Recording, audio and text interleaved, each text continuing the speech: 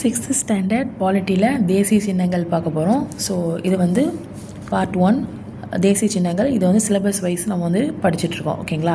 So first என்னதுன்னா செந்தாமரை எப்படி இருக்கும்? ஸோ இளஞ்சிவப்பு நிறத்தில் இருக்கும்.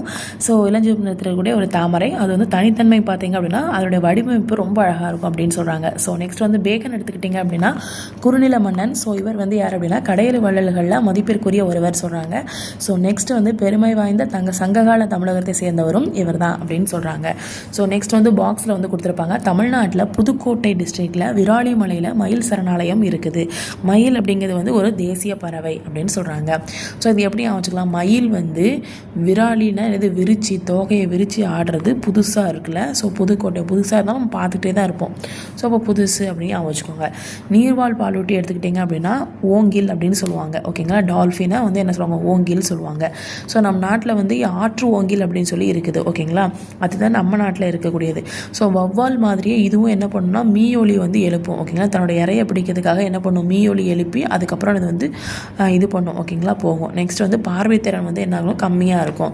இப்போ வந்து கங்கை நதிப்புறத்து கோதுமை பண்டம் அப்படின்னு சொல்லி பாடினது யார் அப்படின்னா பாரதியார். ஸோ எதுக்காக அப்படின்னா இப்போ கங்கையை பற்றி தான் படிக்க போகிறோம். நீளமான நதின்னு பார்த்தீங்க அப்படின்னா கங்கை தான். 25 கிலோமீட்டர். ஓகேங்களா? கால்வாசி அப்படின்னு வச்சுக்கோங்க. கங்கை வந்து கால்வாசி. இதே மாதிரி பிரம்மபுத்திரா எடுத்துக்கிட்டிங்க அப்படின்னா 38 கிலோமீட்டர். ஓகேங்களா? அவ்வளோ அளவுக்கு நீளமாக இருக்கும். ஆனால் இந்தியாவில் பாயிறது இது கம்மி தான் பிரம்மபுத்திரா. ஓகேங்களா? அதனால தான் கங்கையை வந்து இந்தியாவில் பார்க்கக்கூடிய நீளமான நதி அப்படின்னு சொல்லி சொல்கிறோம். ஸோ நெக்ஸ்ட் வந்து என்னதுன்னா முகலாயர் காலத்தில் ராஜாவுக்காக உருவாக்கப்பட்ட சிறப்பு வகை மாம்பழங்கள் இருந்துச்சான். அதுக்கு பேர் என்ன? இமாம் பசந்த். ஓகேங்களா? இமாம் பசந்த். ஓகேங்களா? இதுலேயே மாம்பு வந்துட்டு ஸோ மாம்பழம் வந்துட்டு பசந்த் மட்டும் ஞாபகம் வச்சுக்கோங்க.